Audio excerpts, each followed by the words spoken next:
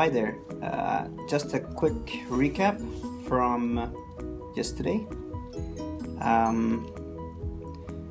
So we had a intense day of not brewing this time, but we were in the laboratory doing different type of analysis. We made some raw material analysis. We did some kind of a beer quality analysis and water water analysis. So what we focused on yesterday was the raw materials, basically water, barley, malt, hops, and kind of seeing what the qualities and how you can measure those qualities. And it was really intense day in the laboratory. We had again very hot day. But though that, it was really nice seeing all the methods that are quite cost effective to kind of measure the core values and it in a precision that is really enough for brewing.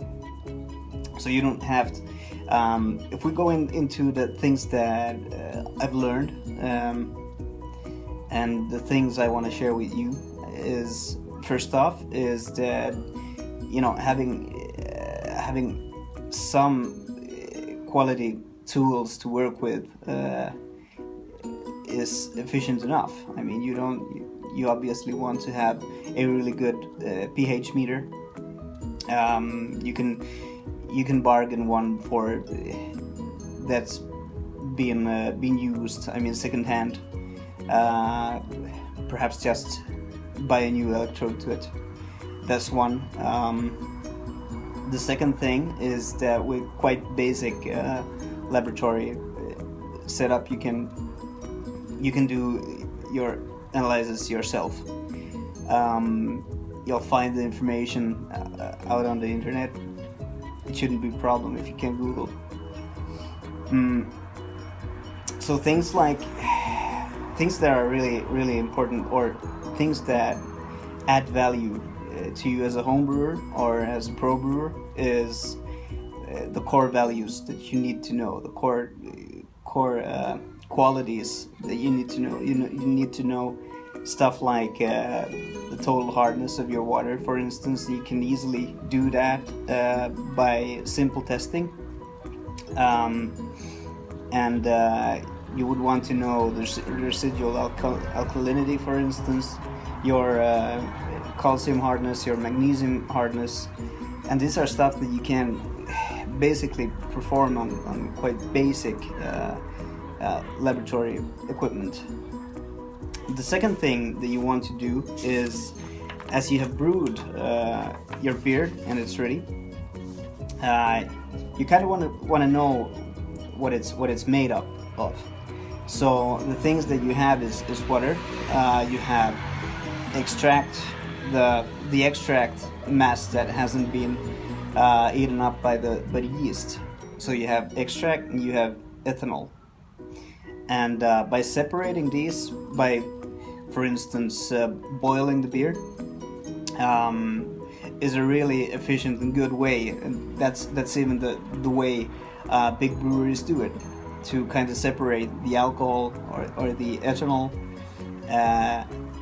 and you have the mass of your extract.